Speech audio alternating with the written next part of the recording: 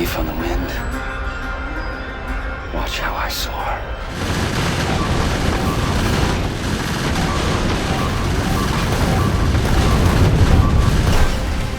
The hell? It's okay.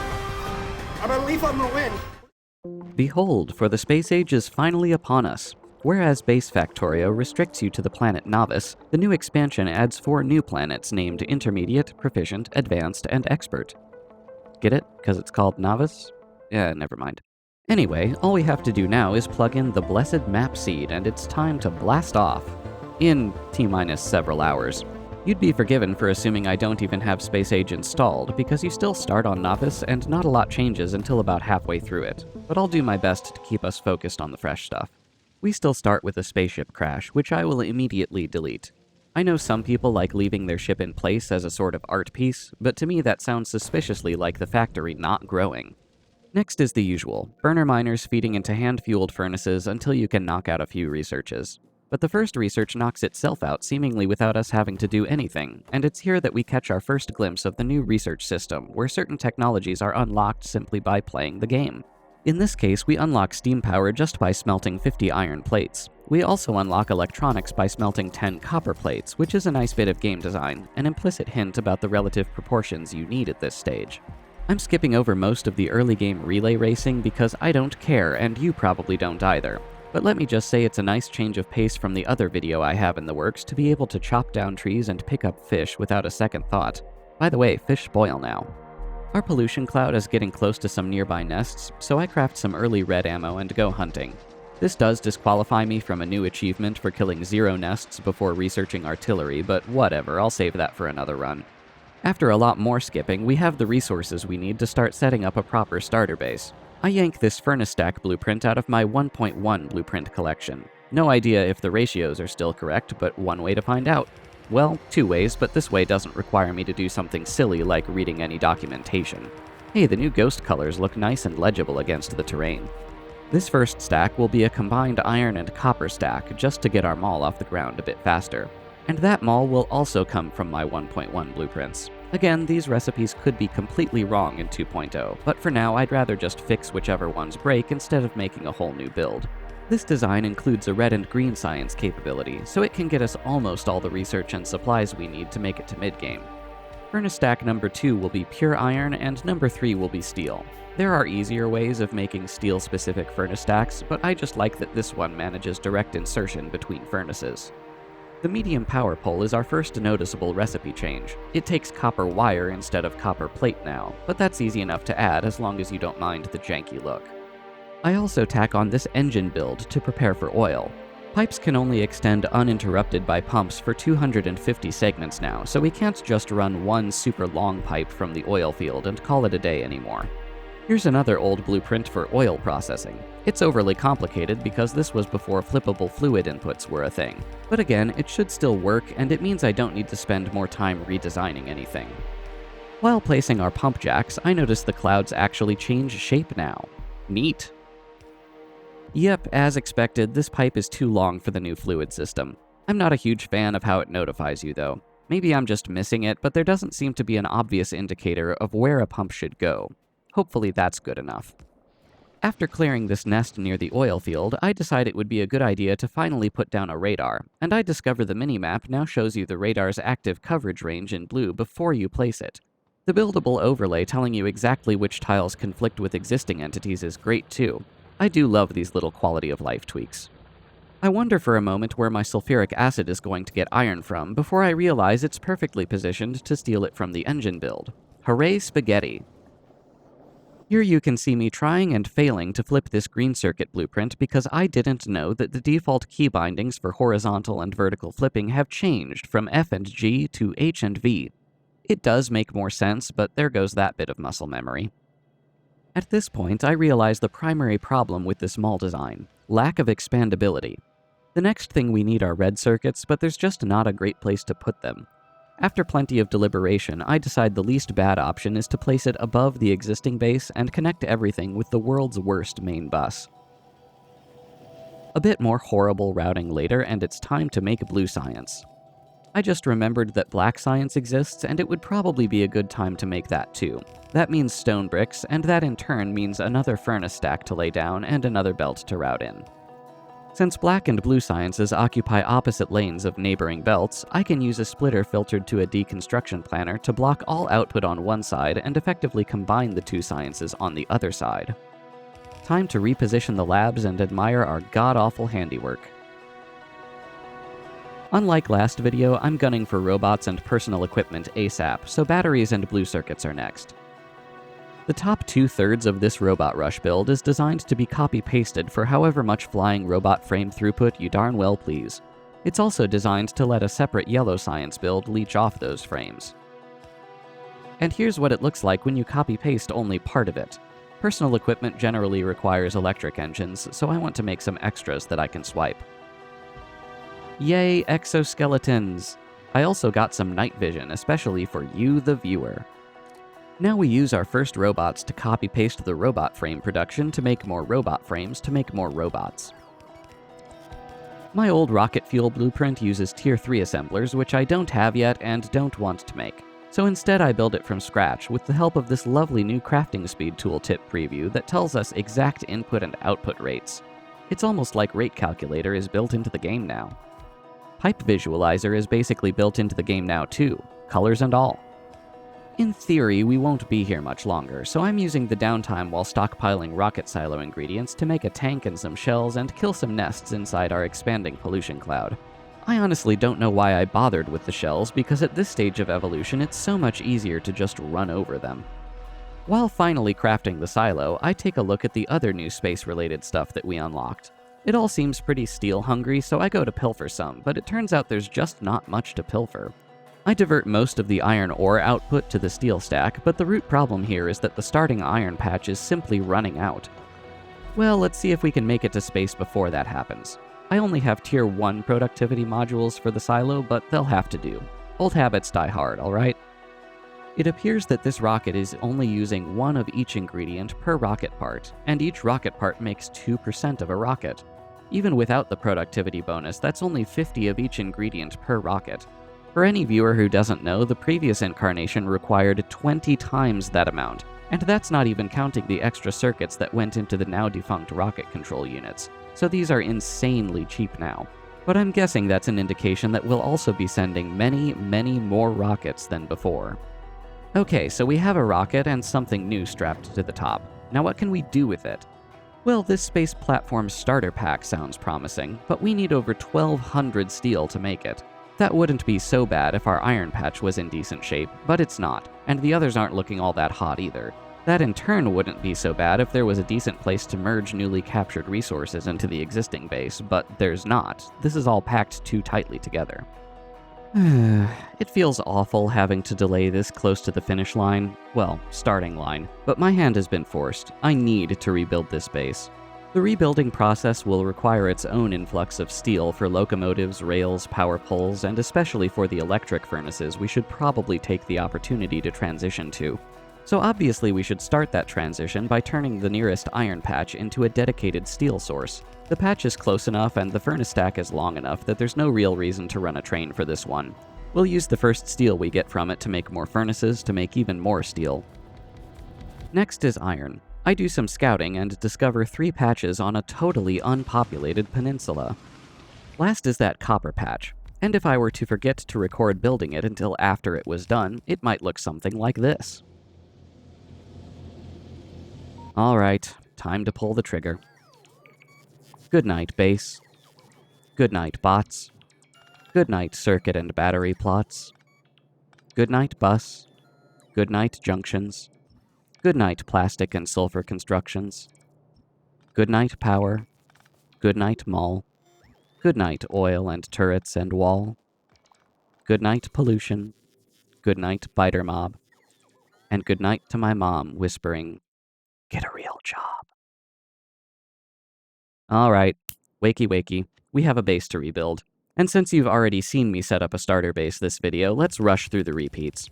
Furnace stacks, green circuits, red and green science, oil train to replace the pipeline, by the way fluid wagons hold twice as much now, oil refining, sulfur, acid, plastic, red circuits, blue and black science, labs, biters, and I'm bored. Time to do something new. How about trying our hand at a space platform? The starter pack says it has everything you need, so I guess we just toss it up there. 12 seconds later. Well, that was a bit anticlimactic. Everything you need, huh? It's just the hub and a bit of extra foundation. Looks like that hunch was spot on. This will require many rocket launches. We don't have thrusters yet, so what else can we do up here? Well, it looks like white science is actually made in space now, so I guess we build a mini factory to make it. That'll mean sending up at least 1 grabber and 3 crushers, one for each of these crushing recipes. Too bad these don't work like furnaces and just accept whatever you throw in there, but oh well. Oh yeah, and we'll need solar power up here too, plus some electric furnaces to turn the iron ore into plates for the science. That's plenty of stuff that I don't have on hand, so it's probably time to build a new mall. The previous one was hardly what I'd call expandable, so instead of making one big mall, let's make a bunch of mini malls. Mile after mile of mall after mall. Many, many malls. Major malls and mini malls. Each mini mall will be as purpose-specific as I can make it. One for assemblers, one for belts, etc. I whipped these up in the lab without testing them, so a few errors crept in, but nothing fatal. I'm using filtered storage chests rather than passive provider chests. That way logistics bots will return unused items to their sources instead of dumping them somewhere else. Time to put a few of these supplies to good use. I request several items for the platform in specific quantities, and the logistics system newly built into the rocket silo dutifully requests an entire stack of 50 Tier 2 assemblers, and then immediately leaves before I can stop it. We're still at a stage where we can't really afford to waste rockets, so I reload an autosave, turn that feature off, and resolve to manually fill rockets for now. Not entirely sure why it works like that, but I can't say I approve. After getting only what we need into orbit, it's finally time to design our stationary science platform. We don't need much throughput for now, so in an effort to avoid a sushi belt, I'm going to use the central hub to move everything back and forth. The north wing has 2 grabbers facing away from each other for maximum arm coverage, while the east has all 3 crushers, one set to each recipe. West has the electric furnaces, and south has the science assemblers plus a solar array where it won't interfere with the grabber arms. And we have white science. I relocate the landing pad and use some newly filterable red inserters to move it into the labs.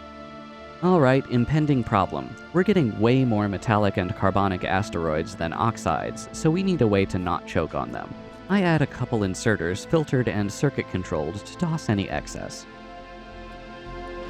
Our stockpile of rocket part supplies is running out, so we need to re-add rocket fuel, blue circuits, and low-density structures. Then we'll tack on a dedicated platform build, because I have a feeling we'll be needing a ton of this stuff. Get it? Because the rocket's weight capacity is 1 ton? Never mind.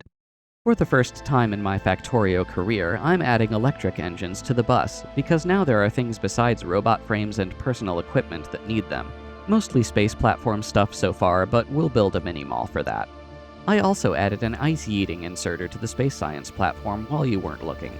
And then while I wasn't looking, a decent-sized biter attack hits right next to me. I've been sparing you, but these jerks have been nibbling at me for hours now. I've been trying to keep them clear of the pollution cloud, but since expansions are on by default, they just keep walking right back into it. Anyway, now that we have thrusters unlocked, it's time to build a personal shuttle. We'll want that to be separate from the science platform, so here's another starter pack. Then the thrusters. These particular fluid inputs can't be flipped, so routing the fuel and oxidizer to every thruster will require a bit of creative pipe routing. I eventually settle on this design. It's fairly elegant, and it makes chemical plants and storage tanks extremely easy to add. If there's a good way to avoid a sushi loop at this stage, I haven't found one. But just because I can, I'll split this ship into 2 mirrored halves with a dedicated sushi loop on each side. We'll plan on putting ammo on the outside lane and everything else on the inside lane. Prioritization is a tricky thing to balance on shuttles. First and foremost, we need to protect the ship, so any iron ore needs to be prioritized to the furnace to make ammunition before going to the oxidizer. We also need the ability to make more ammunition at any time, which means we can't let the inner lane clog up and prevent ore from being placed on the belt. So both grabbers and crushers need to have their outputs disabled by circuit condition if there's too much stuff on the inside lane. Crushers are easy, they just won't output if there's already too many of their respective product on the belt. Grabbers are harder, since we want them to pick up any available chunks. But we can be clever and rely on their relative frequency, disabling their output only if there's too many metallic asteroids on the belt, since those are the most excessive relative to our needs, and thus the ones likely to clog the system. This looks pretty good. Let's see how it fares on a test run to Vulcanus. Okay, solid so far, and... oh dear. No, never mind. Let's try that again. We clearly didn't have enough firepower up front, so let's add some more and see if that fixes the problem. Well, we made it there in one piece this time, but we're completely dry on ammo. And we appear to be incapable of making more because we're clogged on oxide chunks? Yeah, taking a closer look at where we were before launching, it looks like the fuel and oxidizer filled up before the ammo did, so that invalidates my assumption that the system can't clog on the oxides or ice. We'll need to think of some way to jettison those too. In the meantime, we're close enough to a successful launch that I need to suck it up and finally secure my borders.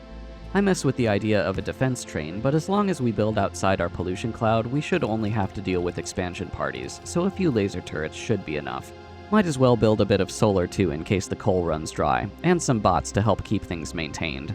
While I was dreading the prospect of clearing out all the nests between us and our would-be walls, I remembered that the tank has an equipment grid now. Hilariously, you can even put legs in there to make it faster, but I'll just stick to lasers. While we're securing our border, I'd like to take a moment to shout out the new map generation algorithm. There's a whole blog post about it, but the highlight for us right now is that clips can actually be useful.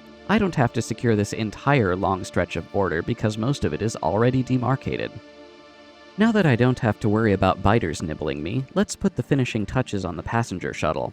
I account for fuel filling up faster than ammo by simply adding an ice-eating inserter to both sushi belts. Let's see if that's enough.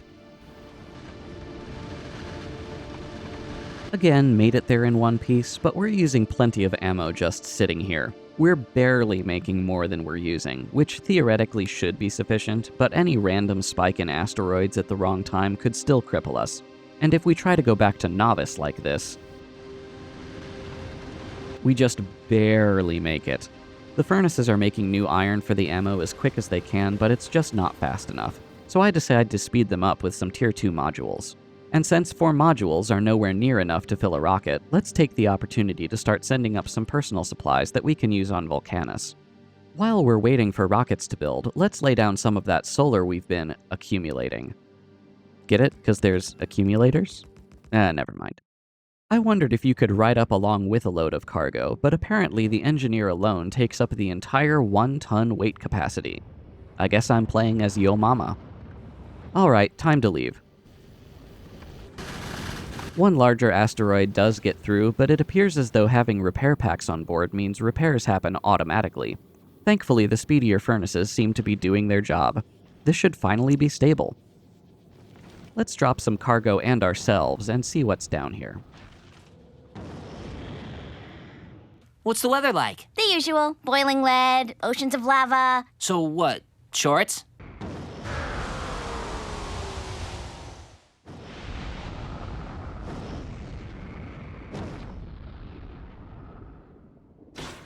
What's down here appears to be a lot of rocks and a few dead tree things. The dead tree things are a local source of carbon, and the rocks contain several raw ores, including the new tungsten ore. Mining them unlocks the next tungsten product, tungsten carbide. It's a good thing there are so many of these rocks too, because we'll need them to sustain our tungsten supply until we can find a patch. The next unlock in the chain is calcite, which will enable us to do all sorts of processing of the sulfuric acid that we can pump straight from these geysers. Let's take a look around and see if there's anything interesting. Hello, little guy. And yeah, that's a little one. Let's just leave that be for a while. Solar power is overpowered here on Vulcanus, 240 kilowatts per panel compared to Nauvis's 60. Just one solar panel is enough to run both a pump jack and an assembler. I use it to start hand-feeding some carbide production, which unlocks the foundry. But actually making the foundry requires some advanced ingredients, including carbide, lubricant, and refined concrete. We'll need stone bricks for the concrete, and it's here that I realize I didn't need to reload the several times I didn't show you, because I could have used the stone to make stone furnaces and smelted the raw ingredients to make whatever I forgot to bring. Reloading was probably still faster, but at least you can't softlock here if your space platform gets irreparably damaged on the journey over. Next, we can use the new simple coal liquefaction recipe to turn coal, calcite, and sulfuric acid into heavy oil. Not much heavy oil, but we don't need much. For now, we'll just turn it into lubricant for the foundries. Turning it into light oil for rocket fuel and petroleum for plastic will require some cracking, and that still requires water. There's none here naturally, but we can use more calcite to turn sulfuric acid into steam and then condense that into water. That also lets us make concrete. Good thing I didn't smelt all that iron ore down into plates yet. We brought a bit of steel and green circuits with us, so now we have everything for some foundries. That unlocks the next research, the big mining drill, which can only be made inside a foundry. We'll need steel for that too, among other things, so here's some foundry-based steel production. Lava to molten iron directly into steel. I'm saving the stone byproduct for now so we can use it for bricks to make more concrete, but any excess will get voided by tossing it right back into the lava. Now for more foundries, which means more coal for more carbon for more carbide. I'd also like a reliable supply of tungsten, but there aren't any patches inside the starting area, so we'll need to kill at least one demolisher. My first instinct is to hit it with a ton of cannon shells, which means we need explosives, which means we need sulfur.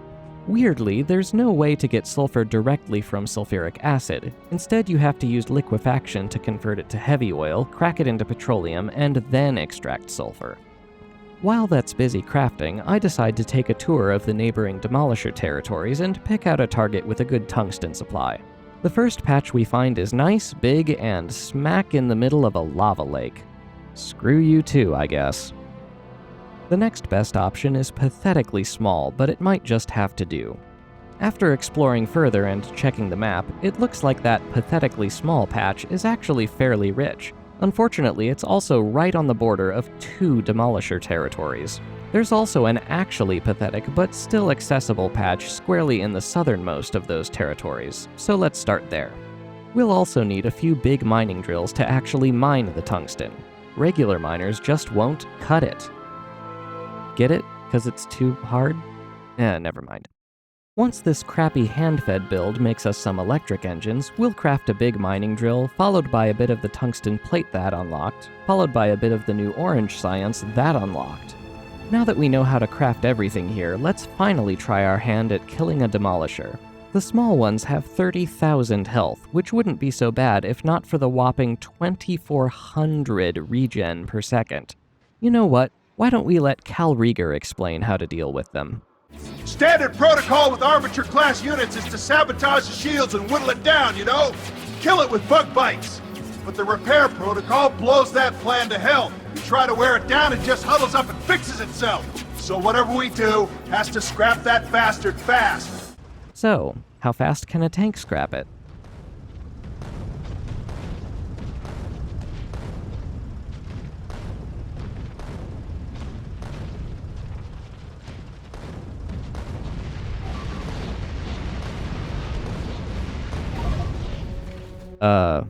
Not. Okay, plan B. Because I wasn't paying attention, I was using explosive shells, which have terrible single-target performance. What we actually need to use are regular shells. No problem, let's just make 100 of those and try again.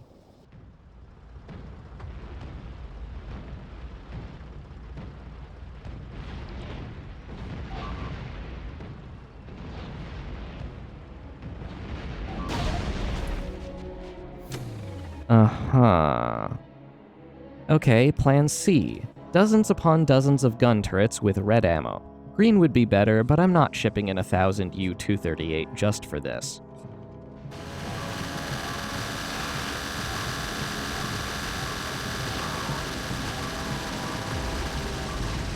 I try to maintain aggro, but it wipes out the turrets and then kills me anyway. If you look closely, however, you can see it almost died this time, so we're on to something here. Plan D. Same as last time, but spread the turrets out.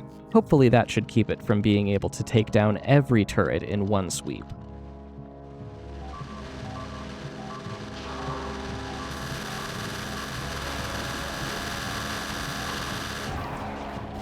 Oh, thank God. I don't even care about the material losses. We finally have a proven method. If you're wondering why I didn't get the achievement, the answer is that I did and then realized I wasn't recording. Alright, time to clean up. Looks like the remains give us more tungsten ore, but it also somehow does damage to the bots. Now that we have a tiny tungsten patch, let's set up a proper base. That starts with coal liquefaction. Because the simple recipe only gets us heavy oil, we don't have to worry about circuit controlling our cracking because there's no way for it to deadlock. Thanks to flippable fluid inputs, we can feed this group of 4 cracking plants with 1 water pipe, and that water will come from a simple condensation array we'll tack onto the opposite end. I know. Next is green circuits. Since the foundry can cast molten copper directly to wire, we can set up a plate foundry and a wire foundry to each direct insert to 2 green circuit assemblers, and then route the output straight down the middle. That gets fed with lava conversion foundries at the front. Lava and calcite in, green circuits and stone out. Any excess stone gets routed backwards towards the lava lake to be disposed of. We already have petroleum and coal, so plastic barely warrants mentioning. Next is tungsten carbide, which is fairly straightforward save for some odd pipe routing. The red circuit build is the RNA to the green circuit build's DNA. Same pattern, but only one-sided. Wire can come from lava to molten copper, but the green circuits and plastic just get pulled off the bus. Blue circuits are trivial now that we can pull sulfuric acid straight out of the ground. Solar is powerful here, but it's not infinite. I built out the solar field for a while before realizing that there is an alternative. Thanks to calcite and sulfuric acid, we can make an array of steam engines. It's 500-degree steam, so turbines would be more efficient than steam engines, but this works fine and it doesn't require me to unlock anything else first. Batteries can again borrow from the green circuit design. Just switch assemblers to chemical plants and wire casting to plate casting, route in a sulfuric acid pipe, and it magically works. At this point, I'd like to build a bot-based mall, and here that starts with molten copper and iron, since most of our intermediate ingredients get cast directly from those 2 fluids. We'll also start pulling our other intermediates off the bus and into filtered and circuit-controlled storage chests. It's not the cleanest solution, but it'll do the job for now. Naturally, we'll need to kick off the mall by making the actual logistics bots, followed by more roboports. While we're waiting on buffers to fill up, let's go kill the other worm.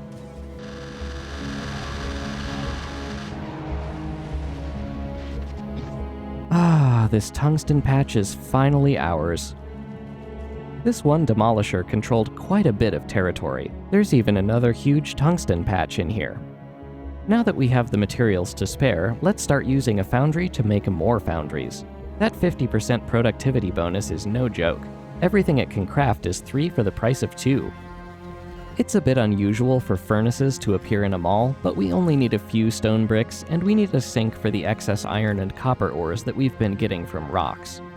Now that we have the drills, let's finally go get some tungsten. We don't have elevated rails yet, so we'll need to snake a very long belt through these lava patches.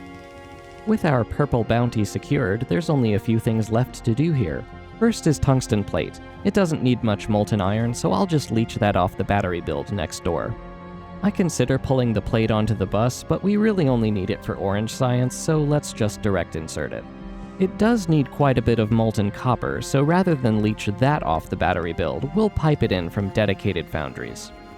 Our first planet-specific science pack is complete. Now to get it off the planet. We'll start with low-density structures for the rocket, since we can cast them directly from molten metals. Then rocket fuel. This build will look basically just like the one on Nauvis.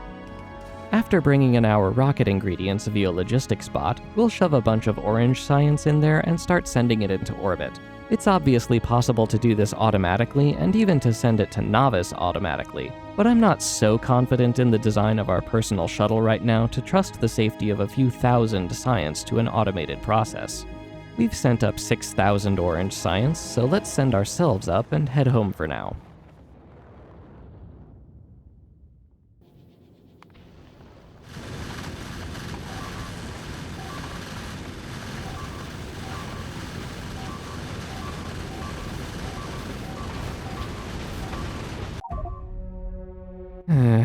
Well, at least that justifies my caution. Let's try that again.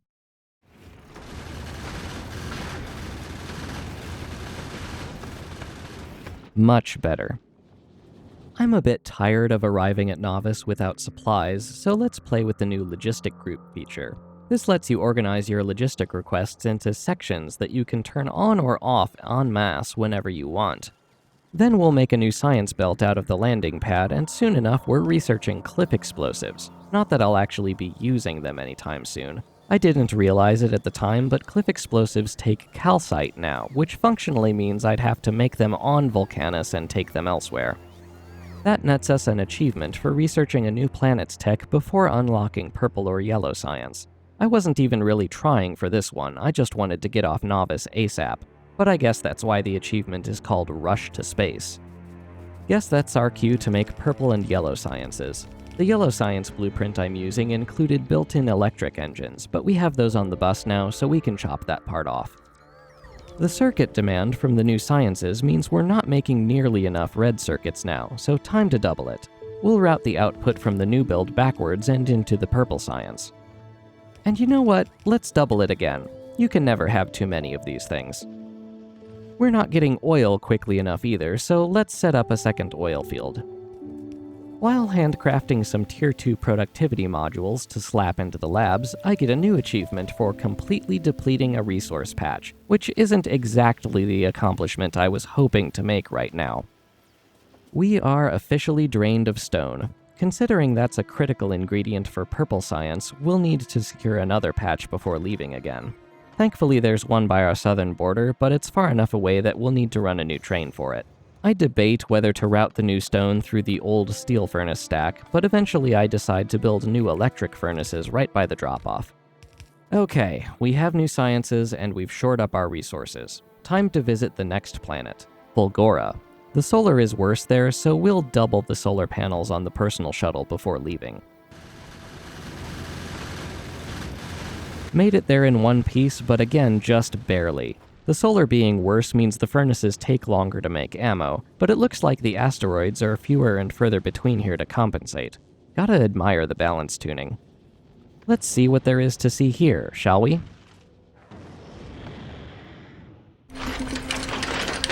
Figures. First time on the Corps. What do I get to do? Dig through trash. Couldn't he send me shopping at the triplex or... Oh! Synchronizers!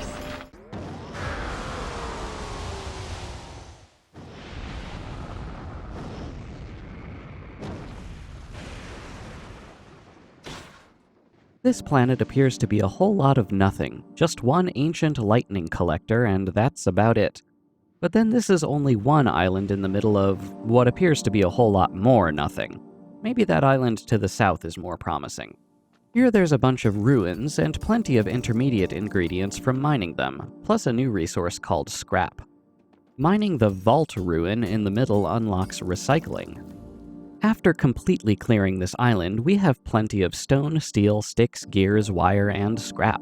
Not much we can craft with just those, though. I guess we're meant to recycle the scrap, so I'll just craft a recycler, which needs blue circuits and concrete, which we can apparently only get here by recycling scrap. Guess what I didn't realize you could do by hand? I try to place accumulators around this lightning collector, assuming it would actually, collect lightning. But no, you need to make your own lightning rod for that. Next, I try to mine some blue circuits and concrete directly out of the scrap pile, and it's just more scrap. There's nothing we can get that doesn't need recycling first, we can't make a recycler, and I still didn't realize you can recycle scrap by hand. So at this point, I assume I'm soft-locked and reload.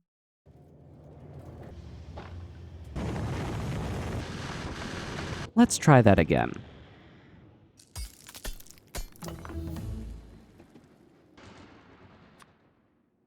Okay, we've made 2 recyclers. Let's place one and start recycling. Oh, it needs electricity. No problem, we'll just make a lightning rod. And... Oh, you have got to be I narrowly avoid falsely assuming I've been soft-locked a second time only because I happened to bring some extra solar panels on the shuttle. Now I can use the recycler to process some scrap until I get enough extra concrete to recycle that and get some stone bricks to finally make a lightning rod. Then I realize there's a much easier solution. I can just use this stone to make a stone furnace, toss in some more stone and some of this solid fuel, and voila, all the stone bricks I could ever want. After combining some batteries with some iron plates we got from recycling gears, we have accumulators. Let's pair them with the lightning rods to store some of this lightning for later. Lightning rods also have the side benefit of protecting us from dying. While our accelerated recycling is churning away, let's take a tour of what looks like a larger island over to the northwest. Looks like more ruins and a ton of empty space. I guess we'll build the base over here. Now that we've gotten enough of the new holmium ore from recycling, we've unlocked holmium processing. Interestingly, you don't smelt this particular ore. You use stone and water to dissolve it into a solution and then, I guess, crystallize it into plates? We'll need to crystallize 50 plates to unlock this planet's special building, the electromagnetic plant. So let's make a crappy hand-fed build to do just that. We'll also need refined concrete to actually make it, so we'll tack that onto the ice melting plant. Everything else we need for it comes straight out of the recycler. After gathering the resources to make one EM plant, we'll immediately use it to make more EM plants. Like the foundry, the EM plant gets a built-in 50% productivity bonus, so using it to make more of itself is a 50% better use of our limited resources. The next step is to get all this scrap from point A, this island, to point B, the big empty island. We can do that now that we've unlocked purple science and researched elevated rails, but it'll still be a tight squeeze. I can probably only fit 2 or 3 wagons in here. It didn't occur to me before leaving, but because the solar here sucks so badly, my armor is basically permanently drained of power. I'm forced to take night vision goggles out just to avoid the idle power drain, so apologies for the poor visibility of the nighttime footage here. We'll need engines for 2 locomotives, so here's the usual hand-fed engine setup, except I don't need the gear assembler this time because we pull gears straight out of the ground. I do, however, need to recycle some of those gears to get iron plates for the pipes. Recycling speed seems to be based on the recipe speed of the base ingredient. Just look at it zip through these gears. There's barely not enough room for 3 train cars between the cliff and the ramp, so we're going to be making a unique double-headed train design. 2 wagons in front, 2 locomotives in back. That gives us maximum wagon clearance on this tiny island by letting both locomotives park on the ramp. Now it's time to decide how to sort and recycle these ingredients, and just because I can, I decide to do it in probably the worst way possible: a main bus. For anyone watching who's looking for Fulgora inspiration, do not copy from this video. This is not a place of honor. No highly esteemed deed is commemorated here. This abomination starts with an array of filtered splitters, 1 filter for each ingredient that can come from scrap, which will sort them onto dedicated belts. I set up 2 of each to handle 2 input belts, and then accidentally plugged both input belts into a single splitter anyway. So half of these are redundant, and the throughput is even worse than it had to be, but whatever. These filters are arranged roughly in increasing order of commonality, so a more common ingredient that gets backed up doesn't necessarily have to block less common ingredients from passing through. You can see what happens when one ingredient does get backed up and blocks others because I misread the throughput number for gears as 0.05 instead of 0.5. We'll run this train with solid fuel, since, you know, it's free and all. There aren't many basic ingredients here, so to get basic ingredients, or simply to get rid of advanced ones, we need to set up a recycling system. We'll want each ingredient to feed forward first, so anything that actually needs that ingredient can get it. Then we'll want to stockpile some for mall purposes. Only after those 2 conditions are met should we dare to recycle anything. I handle all these conditions at once by interrupting the bus with boxes. When a box backs up a certain amount, a circuit-controlled inserter will send any excess sideways to a dedicated recycler. Output from those recyclers will then be sent through more filtered splitters before joining their own lane of the bus. It's important that we recycle more advanced ingredients before less advanced ones. If we don't want to get clogged on red circuits, for example, we don't just need to recycle red circuits. We also need to recycle blue circuits first, so any red circuits coming out of that recycler don't bypass the red circuit recycling system. Now it's time to actually use a few of these ingredients. We'll start with holmium plate, since we'll need those to craft the superconductors that make supercapacitors that unlock magenta science. Nice and easy. While we're dealing with fluids, it occurs to me that this would probably be a good time and place to set up petrochemicals. We can use an offshore pump to pull heavy oil straight out of the muck here, so once again, it's impossible for heavy oil cracking to deadlock. I start to set up some light oil cracking before realizing I'm an idiot. We don't need sulfuric acid since we already have blue circuits and batteries, and we don't need petroleum since we already have the red circuits we'd make with the plastic, and we can't get the coal to make new plastic anyway. We're getting clogged on solid fuel, so time to start stockpiling rocket fuel. Yeah, the light oil is free here, but no sense wasting all this solid fuel if we don't have to. Superconductors need light oil, so we'll snake some through the holmium build. A bit of recycled copper and plastic later, and we're in business. Electrolyte needs both holmium solution and heavy oil, which makes for some interesting pipe routing. We're out of lightning rods and we don't have any stone bricks to make more, so here's another solid fuel-fed furnace. A bit of spaghetti routing later and we have our superconductors. Looks like the science itself is fairly easy. Just add 2 fluids we were already making, plus some accumulators. We could use some accumulator production to keep up with power anyway. Now it's time for the final secret to success here on Fulgora: voiding. Recycling can't undo smelting or fluid chemistry, so recycling any ingredient that doesn't have non-smelted or non-fluid base ingredients just deletes it from the game. Technically, there's a 25% chance for it to return itself, but nothing 2 recyclers facing each other can't handle. We'll start by using this technique to delete all this extra solid fuel that the system keeps backing up on. Oh hey, we made a science pack. I tried voiding extra concrete and accidentally summoned Cthulhu. This can yield bricks or iron ore, both of which also need to be voided, but not before caching some bricks for lightning rod production. 5 recyclers just to get rid of 1 product. We keep running out of power, so I swipe some accumulators and start shoving them anywhere they'll fit. Now it's time to think about leaving.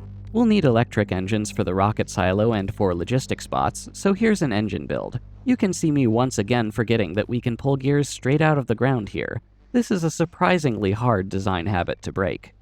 We're actually backed up on water, so time for some ice voiding. I'll spare you the rest of the voiding, it's just the same design over and over again anyway. We're ever so slowly accumulating magenta science, but increasing production would require a drastic enough throughput increase that it would functionally mean rebuilding this whole base. Then I have a great idea. Instead of doing that, why don't we not do that? Slow as it is, this base is self-sustaining and should be deadlock-proof, so we can just leave this planet be and let it build up an enormous science buffer while we go do something else. And that something else will be our 3rd new planet, Gleba.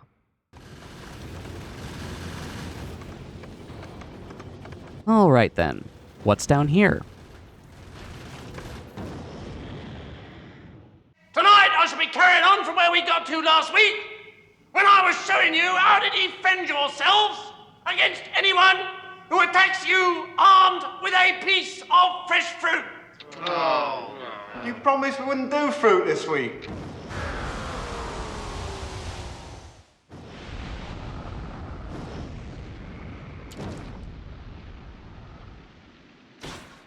Ah, Gleba, we meet at last. If any of you watching don't play this game, Gleba has earned a reputation for breaking Factorio players, and the reason can be summed up in one word: spoilage. You can see me harvesting some from each of the shockingly wide variety of functionally identical fungi growing here, but don't be fooled, spoilage isn't just a resource. Remember when I mentioned offhand that fish spoil now? Well, this is what they spoil into, and the same goes for almost every other organic resource. Yes, just about everything on Gleba is on a timer that there's no way to stop, and if the timer runs out, your resources magically turn into different and generally worse resources. But as we'll see, this problem cannot be entirely avoided, and so instead it must be managed. Buckle up, this is the difficult planet. Thankfully, stone doesn't spoil, and we'll need it to make landfill. Some to set up defenses in the marshes, but mostly because it's a key ingredient in the new buildings. This particular fungus gives us a resource called a jelly, which for some reason comes in the form of gelatin cubes. It takes all of 4 minutes to spoil, but it's nice while it lasts because eating it buffs your movement speed. Then I encounter our first biter equivalent, the pentapod. I stroll up confidently to kill it before remembering I didn't bring any ammo, so all I can do for now is shovel jello into my gaping maw and run away. Basic resources on Gleba are farmed, so I'm on the lookout for the important ones. This overworld is beautiful, but all these decoratives and fungi do have a way of blending together, and the YouTube compression algorithm probably makes it a lot worse for you. Thankfully, the map has me covered. These Yumako trees are the first important resource. Farming them, quote, yields tasty, nutritious Yumako fruit. These orange rocks that occur near the Yumako are copper stromatolites. Mining one unlocks a heating tower, which appears to be a more efficient way of burning fuels than those old-fashioned boilers. Over here are some iron stromatolites, and mining one of these bestows upon us from above the concept of agriculture, along with Yumako processing. And it looks like Yumako is processed into... Yumako mash. It was Yumako mash. Yumako mash. It was a Gleba smash. Yumako mash. It spoils in a flash. Yumako mash. It was Yumako mash. Wow. Apologies for inflicting that on you, but that tune was stuck in my head this whole planet. Nearby the iron stromatolites are the other important crop here, jelly nut, but I bet you can already guess what we process that one into. Stromatolites also give iron or copper bacteria, which spoil in all of 1 minute. At least they spoil into their respective ores. We'll need to smelt those ores for them to be useful, so here's a stone furnace. You may have noticed that I've brought basically nothing with me except bots, and yes, that was intentional. I'd like to give all 3 possible first planets as fair of a first planet shake as I can manage, but I do eventually send some plates and steel here from Nauvis just to speed this stage up a bit. Gleba's primary special building is the biochamber, which appears to be unlocked by handcrafting 10 spoilage into half-spoiled nutrients. I guess we're role-playing as a college student now, studying for biochemistry while saving the parts of the leftovers that haven't gone moldy yet. The biochamber isn't just crafted with normal materials, however, or even just nutrients. Each biochamber requires 1 pentapod egg. If you can't guess what that spoils into, don't worry, I won't spoil it. Get it? 'Cause it's Ow! Okay. Guess I have to craft some ammo and go hunting. Alright, 2 eggs in the bag and the timer's ticking. Let's craft some biochambers immediately. We place one, and it warns us that it's, out of pizza. This is the game's way of telling you that biochambers work like burners. Instead of taking burnable fuels, however, biochambers only take nutrients, hence nutrients having a yummy value of 2 megajoules. Alright, just for Gleba, I'm going to insist on prototyping designs in the lab. Spoilage is an unusual mechanic that demands some additional time and thought. Sketching it out on my dry erase desk wasn't sufficient, and also made me look like a serial killer. We'll kick things off by making the product that we unlocked by making a biochamber, this red lyrium-looking thing called Bioflux. It's made from mash and jelly and has a spoil time of a whopping 2 hours, so naturally that's something we can put on a bus without expecting much to go bad. The mash and jelly both spoil in minutes, but the fruits they're made of each take an hour, so I'm starting with this design that direct inserts jelly and mash. Then we'll need to get rid of their seeds. Both Yumako and jelly nut processing have a 2% chance of yielding their respective seeds, which can be used to plant more. But that will clog the chambers if we leave them here, so into active provider chests they go. Next I remember that there's other recipes that use mash and jelly, so I add passive provider chests in the direct insertion path in case we want bots to handle them. Gotta make sure the spoilage has an outlet. And since mash and jelly could spoil while sitting in the chests, we'll give those an outlet too.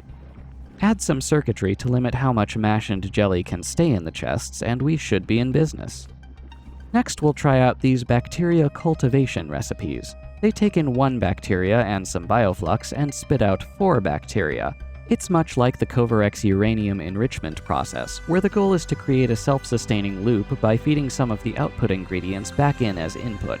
In this case, however, we're doing it to create metals, which we'll need if we ever want to make a rocket and leave this planet. Here we have to make spoilage work for us. Any excess bacteria need 1 minute to spoil into ores before we can smelt them into plates, so we'll add a chest with a filtered output inserter whose only job is to keep bacteria there for 1 minute. We'll also put any nutrient spoilage on the other lane of that output belt. Next, we need to get nutrients and bioflux into the chambers. Any spoilage on that input line can be redirected via underground onto the near lane of the cultivation belt. Instead of getting the initial bacteria from rocks and sprinting over to the factory, we can extract iron bacteria straight from jelly or copper bacteria from mash. It only has a 10% chance of working and a 100% chance of producing a ton of spoilage, but we only need it to seed the process. We'll plan on bringing in jelly or mash from the bioflux build only when the first cultivation chamber has no bacteria in it. Don't ask why I'm using a buffer chest here, I don't remember and I changed it later. Next I figured, since we need to get rid of spoilage anyway, why not use it as fuel for steel furnaces? That may require more spoilage than this process makes though, so here's an external fuel line. We'll arrange it so the spoilage from within this build always has higher priority on the belt. Now we just line up some furnaces and off we go. Steel is an extension of the iron design. Like the steel stack in my Ribbon World video, we use an underground pair to send the fuel to the opposite belt, creating a full ore-to-steel stack with just one lane of furnaces. Let's try our hand at a science build. Science also requires pentapod eggs, and because we really don't want eggs to spoil, this is one area where we want to get the ratios as exact as we can. Thankfully, an exact ratio exists: 5 egg breeding chambers to 2 science production chambers. Egg breeding spits out 2 eggs, but needs 1 back in to restart the process, so we'll arrange this like the bacteria cultivation, where every chamber can immediately re-input its own output. I bet this is the first build you've ever seen with laser turrets placed in the middle of an assembly line, but we need something here in case of spoilage. Okay, before we head out of the lab, you may have noticed that I'm taking something for granted in these designs: a constant and fast flow of nutrients on the bus. The best way to get nutrients comes straight from bioflux, so here's a riff on the bioflux build that also outputs nutrients, and even feeds some of those nutrients straight back into itself to keep the process rolling. We'll also need more biochambers to build all this stuff, so let's go get some more pentapod eggs. 19! I might have overdone it a bit there. Once again, biochambers get a 50% productivity bonus, so we can get 3 new biochambers for every 2 pentapod eggs we put in, assuming we can get the rest of the needed materials in time, of course. Let's kill 2 birds with 1 stone by clearing out a factory area and harvesting these random fungi for spoilage to make nutrients. Landfill takes 50 stone now instead of 20, so it's quickly becoming a biochamber manufacturing bottleneck. I set up some wood-fed burner miners to speed the process along. By the time we're done, we have 35 biochambers and only 1 egg left over. I'll take it. Let's start building the factory by establishing some farm plots. Yumako and Jellynut only grow on specific soil tiles, and hovering an agricultural tower shows a lovely indicator of just how rich that soil is. They'll only grow on green areas, but you can convert yellow areas with special landfill. We won't need to do that this run, though. Harvesting has a chance to return seeds, so once again we'll need to filter and feed the output here back into the input. If you have the resources to spare, I highly recommend running faster belts than this to minimize latency and thus spoilage. I'm just being a cheapskate. Biochambers don't use any electricity since they're burner equivalents, but the agricultural towers do, and so do inserters. So we'll set up a tiny bit of solar that I dropped here while you weren't looking. We have Yumako! Also spoilage and wood for some reason. I guess the tower also cleared some non-Yumako growth nearby. The Jellynut soil isn't nearly as rich, but we'll make do. Soon enough, we have Jellynut. Let's see if the bioflux build works outside the lab. Yep, looks like it's working. We'll just put these bioflux and nutrients into boxes for now. Okay, we have a problem, which is that I am an idiot. I forgot that nutrients expire in all of 5 minutes, which means all this bussing and buffering is just going to create massive quantities of spoilage that I can't really afford. I try to make this setup work anyway, figuring that as long as all this spoilage eventually makes its way into furnaces, that it'll all work itself out. And it kind of works for a little while, limping along enough to make a few hundred plates. But the nutrients spoil so quickly that half the time these biochambers get starved before enough spoilage clears for fresh nutrients to arrive, which means these processes can't sustain themselves and spontaneously die. So after a couple hours of trying, I am forced to concede that no, this is just too much. It's time for a new approach. Thankfully, this is about when I have the epiphany. Bioflux has the longest spoil time, and we need to bus that anyway. So instead of also busing nutrients, why don't we just use Bioflux to make the nutrients we need on site? Configuring nutrients as a purely intra-build product is a great way to minimize their existence time and thus how likely they are to spoil. We'll also throw in some requester chests set to enable only when the next step needs ingredients, to help the builds restart themselves if they ever die. After tackling plates, I tried to modify the Bioflux build so nutrients would also direct insert everywhere needed, including into itself. Managing spoilage paths was more than a bit tricky, but it worked well enough. This one can't self-restart because nutrients have to come from somewhere, but oh well. Next is rocket fuel, which you may have noticed me already making a bit of during my previous doomed attempt. Bioflux can be used to make every oil-based end product directly, without having to go through refining or cracking steps. Rocket fuel is just Bioflux, jelly, and water. Then plastic, which swaps out jelly for mash. It's so similar we can just paste new recipes and filters onto the rocket fuel build. Sulfur is as dead simple as it is clever, just Bioflux and spoilage. The best part is that if nutrients spoil inside the sulfur chambers, you can just swap them into the neighboring chamber and it will be consumed like the ingredient it is. In theory. Last is science. Egg breeding needs a ton of nutrients, but thankfully the Bioflux to nutrients recipe makes a ton. Alright, now that we have a better idea of what to do, let's tear all this down and reset. Time to seed our farming towers and see if this all works. Well, things appear to work when they have enough Bioflux, but it looks like we're not making enough of that. These external fuel lines to the furnaces look like they can clog the nutrient lines more easily than expected. I may have to route excess spoilage back out instead of hoping it'll burn off. I walk off to sow the fields, change my mind and come back, and in those 20 seconds, just about every nutrient has been magically replaced with spoilage. Yeah, I don't think these designs work together quite right. Unit test passed, integration test failed. Even the sulfur build is clogged on spoilage, and it takes spoilage as an ingredient. Let's restart this one and hope it consumes some of the excess. While standing around and wondering how to deal with this, I get another new achievement, our first attack on a farming outpost. I didn't put any defenses up, so I go to deal with it myself. Good thing eating Bioflux restores your health and buffs your speed. This attack was quite small, and I have the materials on hand to craft replacements for everything that got destroyed. But now I need to think about defenses. For the time being, I'll scatter a few handcrafted and hand-fed gun turrets around, but longer term, I'd like to replace these with laser turrets. That will require a power setup more substantial than a couple dozen underperforming solar panels. Oh look, here comes an attack just now. The turrets do the job, but geez, these stompers are big and scary. I spot the A-graft spawning these things and decide to take it out. Striders are annoying because they love to stay just out of range, but it can't run forever. I don't have enough ammo to deal with the mass of little ones, so I lure them back by the gun turrets. We'll also set up a few turrets around the Yumako field.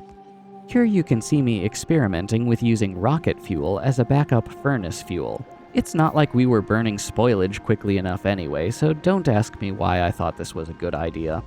I go to reseed the Yumako tower only to notice a minor attack in the launching stage. The turrets deal with it quickly enough, but where did it come from? Right in our spore cloud. Well, let's go clear these out. 16 eggs later, and I return to a stomper that's expanded almost on top of our base. Can't let this just sit here and do whatever it wants. I'll need some turret help for this one. The stomper drops a shell that I don't even see because it blends in so well with this ultra-detailed terrain. A bunch more combat later, and we've picked up 37 eggs in total. Upon returning, we seem to be pretty backed up on Bioflux, so just to help consume it, I'll stand up some lubricant. This was a fairly straightforward build. Bioflux in for the nutrients, jelly nut in for the jelly, spoilage all to the near lane of the nutrient belt once the jelly nut is filtered out. We'll obviously want to consume that lubricant by making logistics bots for a mall, so let's start handcrafting some requester chests in the background. The jelly nut isn't flowing, so time to go reseed that. Logibots will also be handy for automatically reseeding the farming towers instead of having to run these errands ourselves. We'll reseed the Yumako, too. Oh, I forgot to actually hook the lubricant up to the bus. No worries, we'll just... Ah!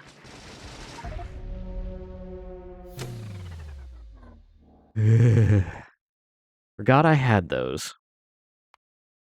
Okay, the most recent autosave was 6 minutes ago, and there's no way we can gather the materials to craft 3 dozen biochambers in that time. But I think I know how to solve this problem. We're going to strategically drop the eggs by these gun turrets, stand up a couple more, save the game, and wait. 1 turret destroyed is a whole lot better than me destroyed. I think I can trust them to handle the second batch of eggs on their own. Where were we? Right, reseeding Jelly Nut. Alright, it's time to face facts. The burner furnace idea just isn't working. We need to replace these with electric furnaces, build a real power source, and route the spoilage somewhere else. For the furnaces, we'll need stone bricks, so here's a temporary direct fed setup. I'm also getting anxious to have logistics bots, so here's a very convoluted direct fed electric engine setup. Oh look, our first blackout. You know your power production is tenuous when adding half a dozen assemblers is enough to kick it offline. The first step towards electrifying our furnaces has to be separating the ore line from the spoilage line and routing the spoilage out of the first stage back onto the bus. I just barely managed to avoid needing to move the entire copper build to dodge this random circular cliff. We're not so lucky with the steel furnaces, but we just barely have room to convert them to a more squat design. Some of the bioflux is starting to spoil on the sulfur line, so let's try to consume some of this sulfur by setting up sulfuric acid. That's all we really need the sulfur for right now anyway. Alright, let's kill 2 more birds with 1 more stone. 1 heating tower alone can put out 40 megawatts, more than an entire boiler stack. But it's slightly more complicated because it works like nuclear reactors do, creating heat that has to reach 500 degrees minimum to be carried away on heat pipes, converted to steam with heat exchangers, and consumed with turbines. Despite how it may seem, spoilage isn't necessarily in permanent abundance here the way uranium is on Nauvis, so we'll use the new circuit feature that lets us directly monitor the temperature of heat-producing entities, and restrict the spoilage input inserter to only work if the temperature drops below a functional threshold. If we run out of spoilage entirely, unlikely as that may seem, we'll use rocket fuel as a backup power source.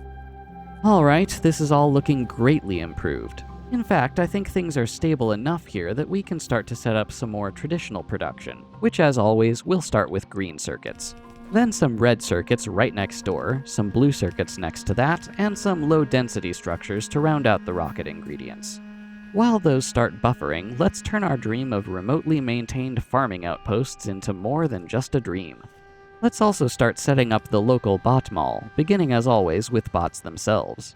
I'll use passive providers for outputs here instead of my usual filtered storage chests because I honestly just don't feel like setting up any more filters right now.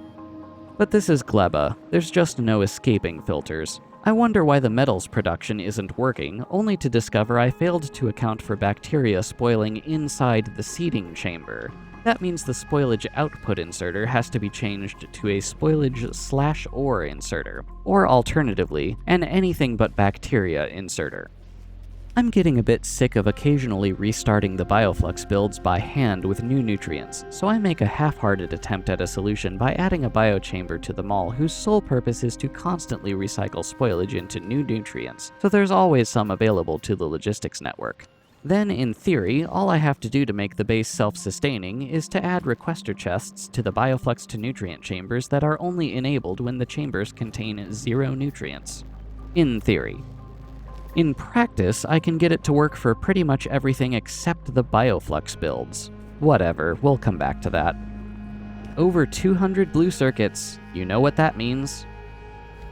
Yeesh, that's one hell of an attack.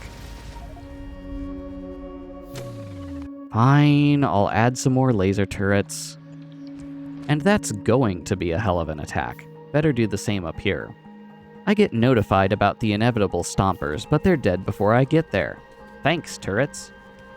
This time I actually notice the gigantic stomper head that got left behind. Mining it is supposed to grant a pentapod egg, and that reminds me of something important. Now that we have a rocket silo, we should probably start to make science. We have, let's call it lime science, and now we're on the clock again. You didn't think Gleba's science pack wouldn't spoil, did you? We won't get very far if our bioflux builds keep dying because their spoilage is backed up. So instead of lane merging, let's put their spoilage onto the main line with priority input splitters, and then merge everything else's spoilage with deprioritized input splitters. We'll also set up the new science input belt back on Nauvis in advance. That will include newly filtered intermediate inserters to make sure labs don't get stuck shuffling the same science packs back and forth. The eggs are getting a little backed up on the line for reasons unknown, so let's add some more laser turrets just to be safe. Our first science rocket is away. What a great feeling after all we've had to do to reach this point. But we still need to get it home to Nauvis.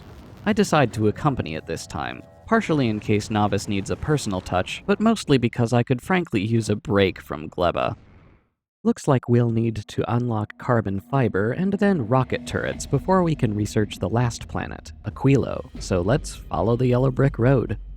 We quickly run out of lime science, and it looks like the next bottleneck is purple science. That in turn appears to be due to our steel patch running out. I could have inchwormed my way towards a new iron patch with a series of roboports, but setting up outposts is much less of a pain to do in person. And after forgetting to record, I fixed it. Then our science bottleneck changes from purple science to white science? What on Nauvis is going on, above Nauvis? Okay, I have absolutely no idea how that happened. Did we just not get any oxide chunks for literal hours or something?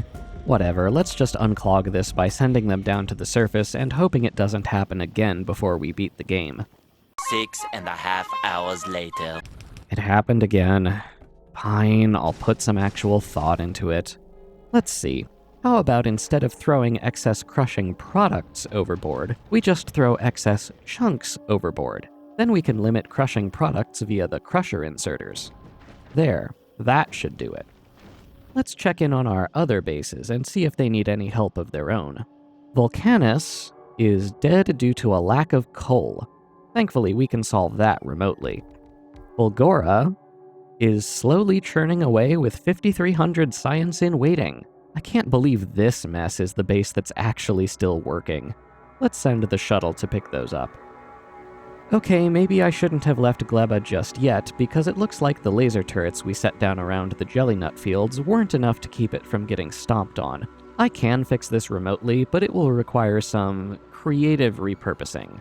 I didn't set up a mall comprehensive enough to replace every building that we could lose, and that includes assemblers. So we'll steal 2 from the LDS build since we don't really have the copper to run them right now anyway, switch their recipes a few times, and bootstrap our way to a wider variety of items. This next attack is because some eggs are spoiling on the science line, but thankfully the added laser turrets seem to be doing their job. This will probably require us to restart the science line manually though. Before we head back, Nauvis needs some help of its own. Our power needs here have grown beyond what a couple of dwindling coal patches and a single solar block can manage. We could build out more solar, but I'm thinking ahead. Aquilo is further from the sun than even Fulgora, with a pathetic 1% of Nauvis's solar capacity. If I don't want to be permanently starved of suit power, I'm going to need the new portable fission reactor. And since you can no longer research nuclear tech without mining uranium first, the only logical thing to do here is to solve Nauvis's power problems with nuclear. We'll set up a bot-based mini-mall above the belt-based mini-malls for nuclear equipment. This uranium processing build came from my 1.1 blueprints. It's designed to let a Covarex enrichment setup seamlessly attach to the back, like this. We'll also need fuel cell manufacturing and reprocessing, so here's an all-in-one build for that. Iron can come in via requester chest.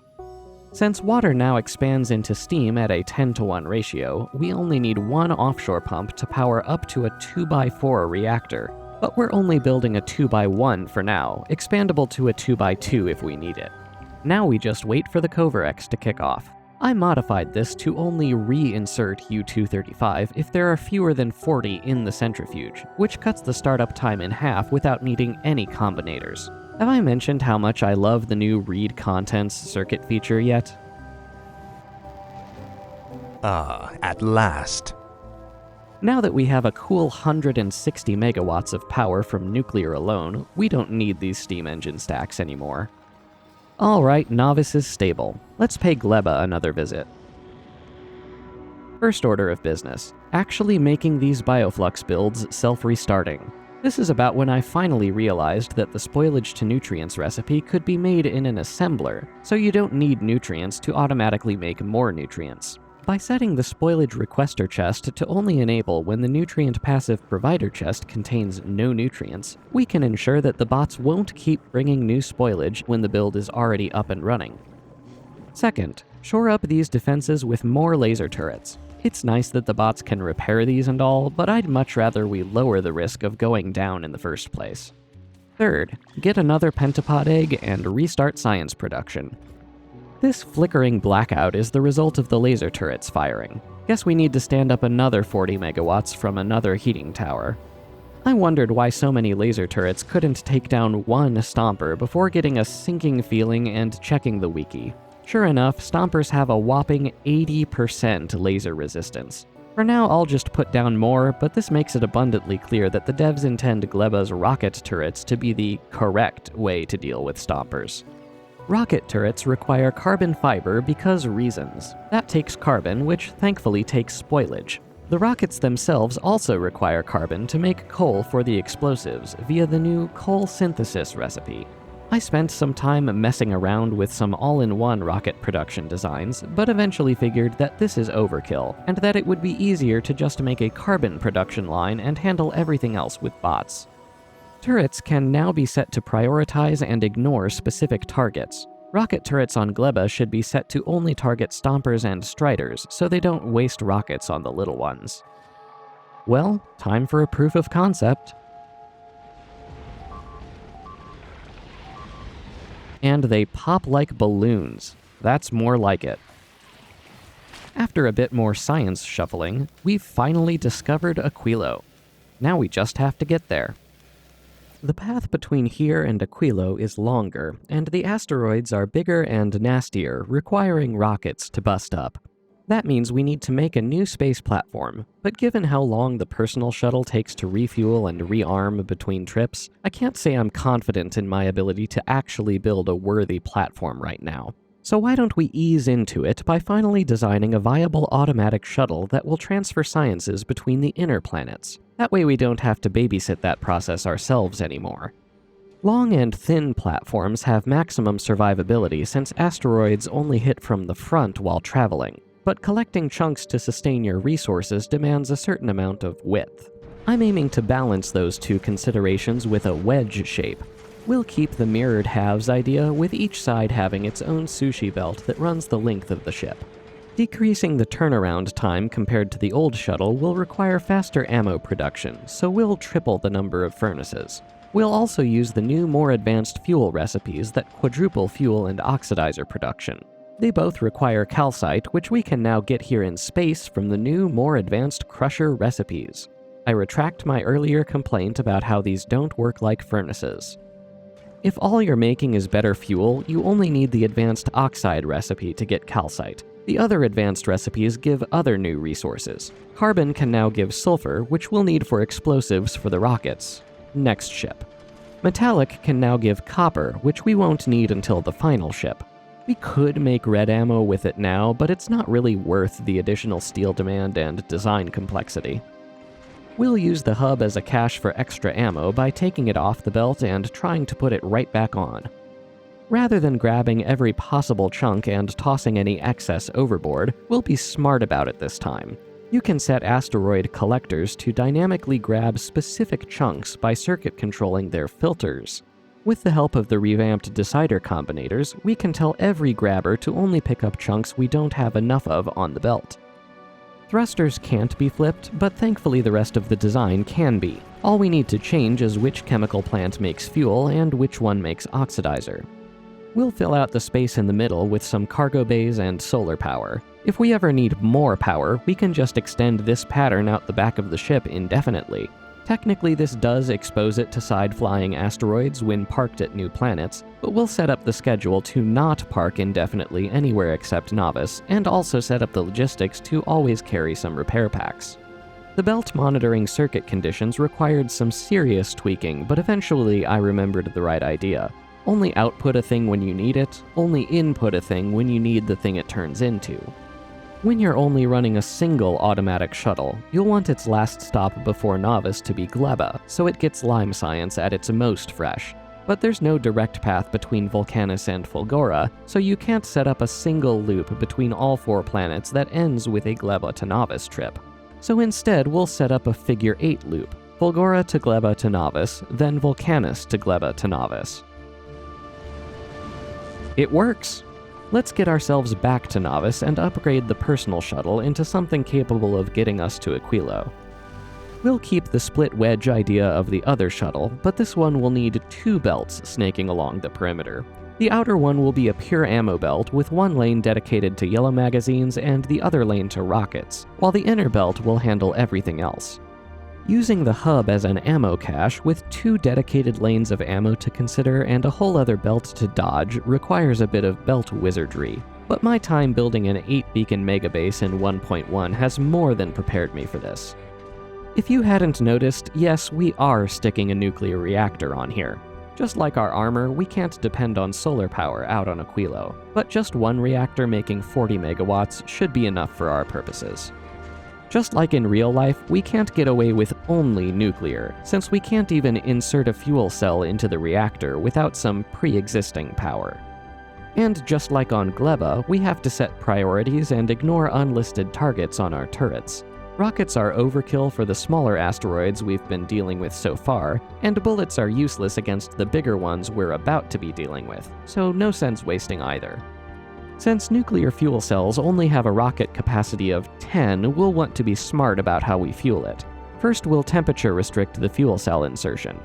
Next, we'll use pumps to let water into the heat exchangers only if the accumulators are below 50% charge. To the extent we can get away with pure solar, we should. Then I remembered that carbonic asteroids are carbonic, not coalic. And then I noticed that a series of hilarious copy-paste errors resulted in my combinators monitoring the wrong belt on one side and no belt on the other side. Happens to the best of us. The easiest way to restart this mess is to just hurl ammunition into the void. The last thing I decided to add are the new reprocessing recipes for the crushers. They take in chunks of one type and occasionally spit out chunks of another type, which should help ensure we always have a balance of resources, regardless of the natural frequency of specific asteroid types. We don't want them to be reprocessing constantly, of course, but we can set up circuit monitoring for minimum quantities on the belt easily enough. Aquilo doesn't have any native resources in solid form, so any product based on metal, stone, or plastic has to be shipped in from somewhere else. So I spent a long time setting up automatic logistics requests for this shuttle. I also spent a long time getting it to not work anywhere except Nauvis, because I didn't notice this Import From button that typically defaults to Nauvis. You may also have noticed me setting up heat pipes to come from Vulcanus, despite nobody ever having needed any heat pipes on Vulcanus. I figured that since the copper and steel are free there, that would be the best place to make some for Aquilo. What I forgot is that while, yes, the materials are free, the rockets are not. All 3 rocket ingredients are dependent on petrochemicals, and coal is by far the biggest bottleneck on this particular base. I eventually threw in some Mark II speed modules to help it limp along a bit more quickly. Now that the shuttle is probably in a working state, I want to make one last pit stop before heading to Aquilo, and that's to get the new mech armor. That takes some holmium-based stuff, so we're headed to Fulgora. Over 1,000 science. Bless this mess. One of the downsides to cooking spaghetti and accumulators is the complete inability to move anywhere. Won't be a downside for long, though. Might as well take the opportunity to finally set up a bot-based mall here. Never know when you might need it. Mech armor requires your old Power Armor Mark II as an ingredient. No problem, we'll just take off our old armor and immediately realize we were only wearing Power Armor Mark 1. Okay, what does the Mark 2 take? It now takes 100 each of Tier 1 speed and efficiency modules. We'll pass the time by crafting our way up to some improved armor equipment, starting with a couple of Mark II personal roboports. The new Mark III personal batteries would take even longer to craft than the armor, so we'll stick with Mark IIs. After plenty of waiting around, we have mech armor. Let's see what this baby can do. Yeah, I can fly.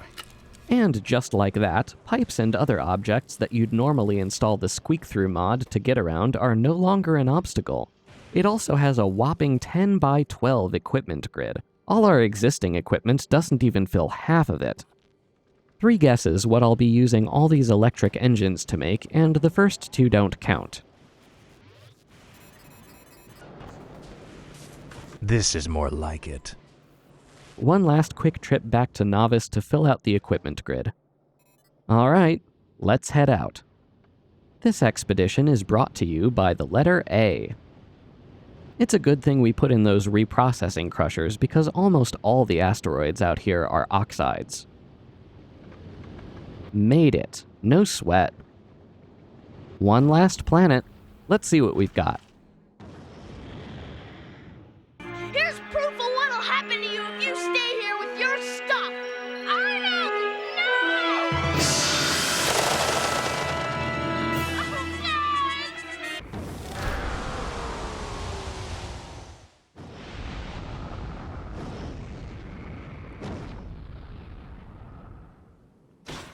While picking up our stuff and clearing the ice formations, I look around and see that there's, not much to see. It's just one island of ice in the middle of a whole lot of liquid ammonia ocean. For anyone unaware, there's a popular Factorio overhaul mod called C-Block that starts you off on a tiny island and demands that you get all your resources by filtering them out of the seawater, and it looks like Aquilo is basically Space Age's official riff on that idea. Good thing we upgraded our armor and equipment because the bots are draining power like crazy, 5 times as much here as anywhere else. Officially it's because of the cold, but unofficially it's probably to push the player to not just throw bots at Aquilo's problems. We're picking up ice platform, and lithium from these rocks. The ice platform lets us landfill this ocean, but thankfully the mech armor means we don't need that for traversal. Over here we have some crude oil, but setting up this patch will be even more of an exercise in frustration than usual. Pretty much everything on Aquilo is frozen by default unless you place heat pipes adjacent to it to warm it up. So before we do anything else here, we need to get heat. That's easy enough. The rocket fuel and heating towers we shipped in should take care of it. We could probably use some more ice platform to build out this island, so I start setting up a dedicated mini-build for that. The ocean here isn't pure ammonia. It's a solution that you have to separate out into ammonia and ice. Thankfully, ice platform is just those 2 ingredients in a different ratio, leaving you with a bit of ammonia left over. After hand-feeding the first round of rocket fuel, the heat pipes warm up the build and the frozen warnings are gone, only to be replaced with a different warning. Here I realize the actual starting challenge of this planet. It's not heat, it's power. Remember when I said the solar here is only 1% as powerful compared to Nauvis? Well, we have to use it anyway to kickstart a power grid, because every other power generation method we have access to right now involves boiling water, which we first need to melt ice in a chemical plant to get. The goal of this design that I sketched out on my desk is to use ammoniacal separation to generate ice to melt into water, and ammonia to join with crude oil to turn into rocket fuel. By feeding that rocket fuel right back into the heating tower and using that to power heat exchangers, we hopefully drive the tower hot enough to generate some real power, sustain the production loop, and end up net positive on fuel. We just have to wait forever for the whole thing to warm up first.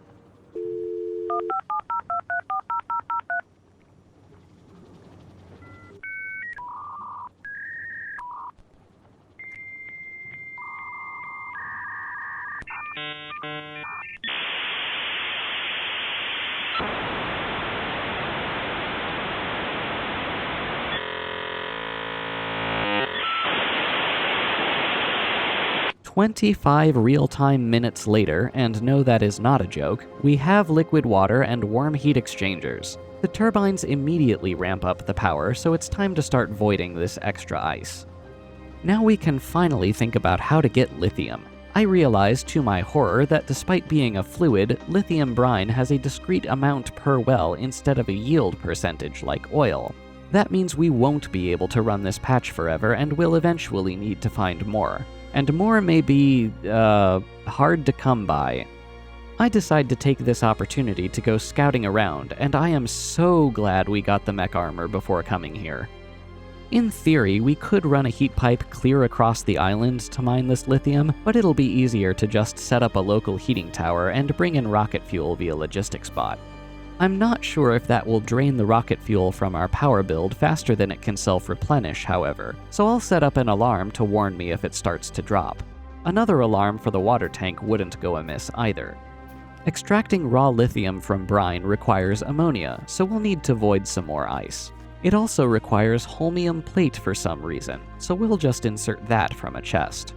We'll need both raw lithium and lithium plate, so we'll direct insert via steel chests and switch them to passive provider chests once I remember to ship in some red circuits. Toss some rocket fuel into the heating tower and watch it go. Smelting lithium plate allows us to make the new cryogenic plant. This one doesn't get a 50% productivity bonus, but it does get a whopping 8 module slots. We need the cryo plant for the next step, a fluid called fluoroketone. That takes fluorine gas, and luckily we have a single vent within direct transport distance. It also takes solid fuel to make, and since I'm still nervous about our fuel economy, I decide to stand up another newer version of the Jumpstart build. This one doesn't have heat exchangers attached, but does have passive provider chests in the direct insertion chains. That way our other builds can steal what they need from here without me having to worry about the power grid crashing. Most recipes take cold fluoroketone and return half that as hot fluoroketone, which we can cool down again. Since there needs to be somewhere for the hot fluid to go, we have to avoid overproduction, so this little build only requests the solid ingredients when the tank dips below 10k. The first thing we'll want to make with our new fluids is bluer science? I'm gonna have to start calling the old blue science cyan or something, aren't I? Anyway, bluer science also takes trace amounts of ice and lithium plate, so we'll bring those in with bots. Next up, endgame ships require railguns, which need quantum processors, which are locked behind, spider eggs? And that's not something we can research, it's a trigger technology, which means progression is now totally halted until I go all the way back to Nauvis and capture a biter nest. I guess the intent is to not so subtly nudge the player into replacing their science labs with the new biolabs before doing any Aquilo research. They are a remarkable improvement, twice the science progress per pack, but this feels like a very silly way to encourage their use. Actually, scratch that. Progression is totally halted until I go back to Gleba and then Nauvis, because capture rockets take bioflux. I haven't even shipped in the materials to make a rocket silo on Aquilo yet, much less launch a rocket, so there's not much to do but sit here and wait. Okay, there is something I can do. I've been sparing you, but Gleba has been getting stomped on. Every few minutes an alert pops up about a couple dozen entities getting damaged, and I'd like to shut that up. And the key to shutting it up lies in another new turret, the Tesla turret.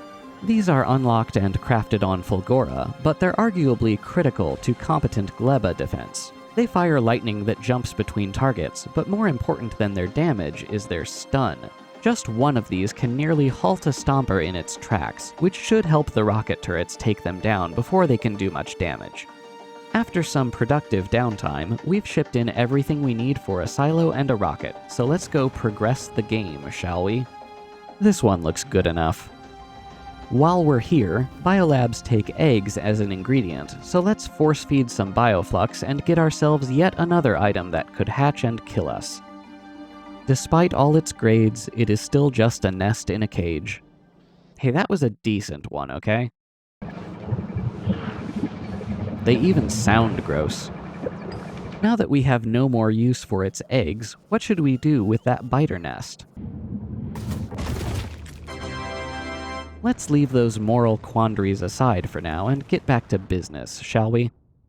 After we were so rudely interrupted by the tech tree, the next item on our agenda is quantum processors. They have to be made inside an electromagnetic plant, which makes the fluoroketone routing a bit odd, but we make it work. They also take one ingredient from each of the 4 new planets, so we'll add the other 3 to the shuttle schedule and bring them in via requester chest.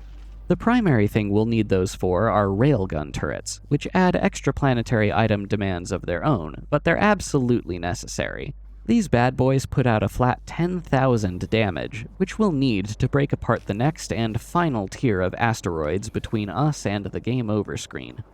Of course, we'll also need quantum processors for a fusion reactor. Not for here on Aquilo, at least not this video. The 3 heat exchangers are enough to keep this base going. No, that's also for the final ship. You could probably get away with an old-school fission reactor or 2, but since we're already making quantum processors, and a video, we might as well. And now for the final hurdle, waiting for all the stuff we'll need to make the space platform that will take us to the edge of the solar system. Yeah, I could build a better base and speed this process up, but it's easier to just do this. 1 eternity later. Look how quick that was. For you. We'll start with the smallest possible fusion setup. 1 reactor, 2 generators, 1 assembler to unbarrel the fluoroketone, and 1 cryo plant to cool the fluoroketone back down after use. Thankfully, reactors don't use any up, so once we unbarrel it, we should be good to go forever.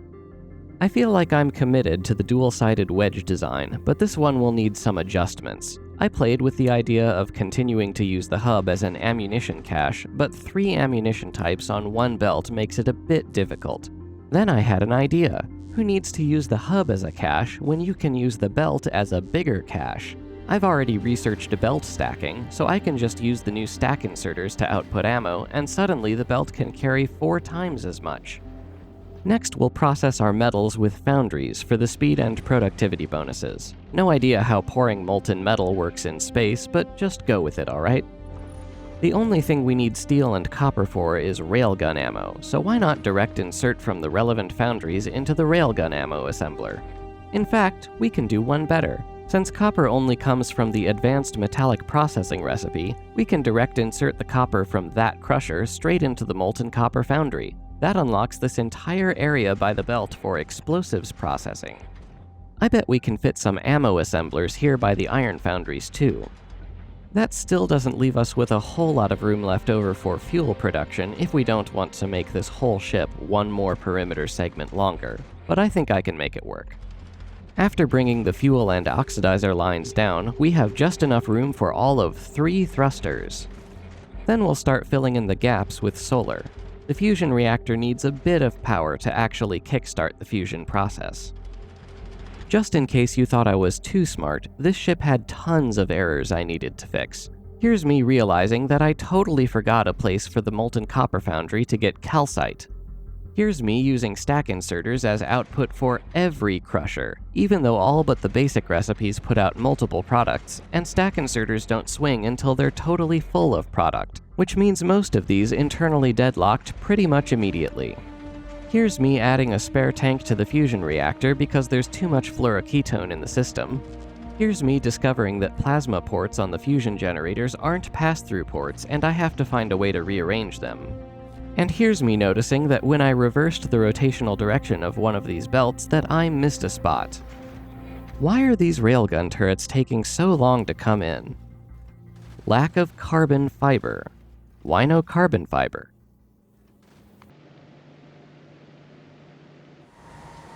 What the hell happened here? Okay, so remember how I was using rocket fuel as a spoilage backup for power here? Well, I didn't show you, but I was also using seeds as a backup fuel.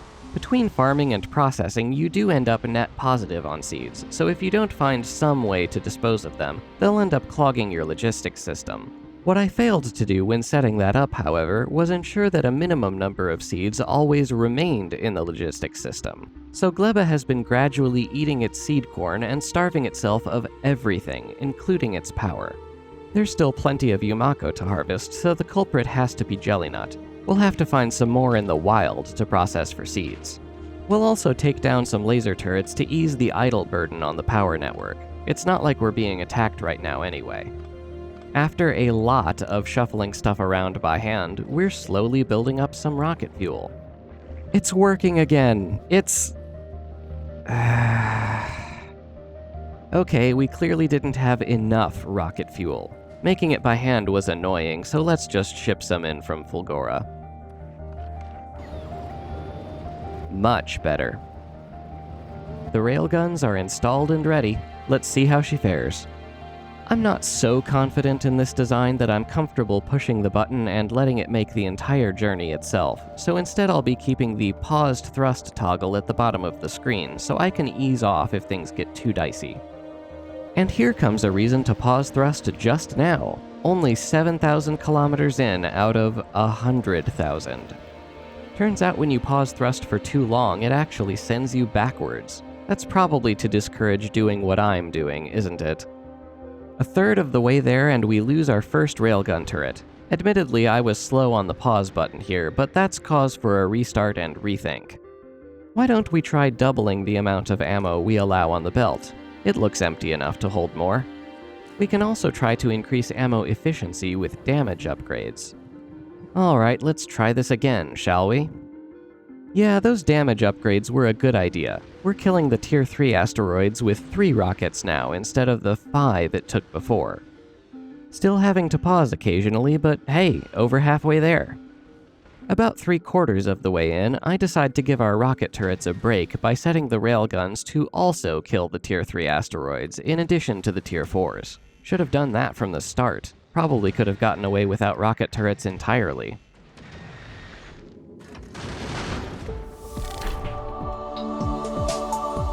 Phew. We have officially beaten Factorio Space Age. What a ride. It's honestly hard for me to find fault in this expansion. Not impossible, of course. Quantum physics being locked behind animal husbandry comes to mind. But on the whole, pretty much everything the developers put out here was brilliant. Every new planet felt wholly unique, and all of them successfully dodged the veteran player's dread of setting up yet another starter base. Vulcanus was a great choice of first planet. Resources and power are both easy to come by, but with twists that still make it feel fresh. And the concept of a territorial boss is a great way to up the combat difficulty, while still letting people who don't like the combat feel like they can fully disengage when it's over. Fulgora's concept of turning the entire crafting chain upside down is inspired. Pulling advanced ingredients straight out of the ground and then having to judge when and how to destroy them is a puzzle unlike anything else in Factorio. And it's great knowing that you can deliberately do it terribly. I'm looking forward to tackling this one again, maybe with priority trains. Gleba is definitely the most difficult planet, both to play and to love. And yet, call it Stockholm Syndrome, but I think I actually liked it. Ingredients turning into other ingredients on the line is a sort of lateral thinking puzzle, turning the entire idea from push logistics to pull logistics, and demanding that you think with several steps in mind instead of just the next one. I do think the enemy difficulty is a little excessive, however, especially since one of the key turrets isn't available until long after you need to deal with them, and the other key turret isn't even on Gleba. I'm not sure if Aquilo is my least favorite planet, but the difficulty of kickstarting the power grid didn't make a good first impression. But the routing challenges enforced by heat pipe adjacencies were interesting, and I'm very much looking forward to seeing what Aquilo looks like with beacons involved. Space platforms were something I had to grow to love. I've never been a big fan of sushi belts, but I got over it once I started thinking of them as mall chests, where I just had to circuit restrict item quantities. Platforms definitely test your spaghetti routing skills, even when you're trying to keep things orderly, and I'm glad I had enough experience with belt shenanigans going in. Despite how crazy they appear, getting one to work is a genuinely rewarding feeling, and I'm glad the game paced out the asteroid progression so I got to have that feeling multiple times. There's a ton of features in Space Age that I didn't even touch here, like quality, which I'll just have to save for another video. Next video will be spaceless, but maybe after that I'll come back here and try to clean up my messes. Lord knows I can't upload a main bus Fulgora base to the galaxy of fame. Anyway, if you've made it this far, thanks so much for watching. I hope to see you again soon.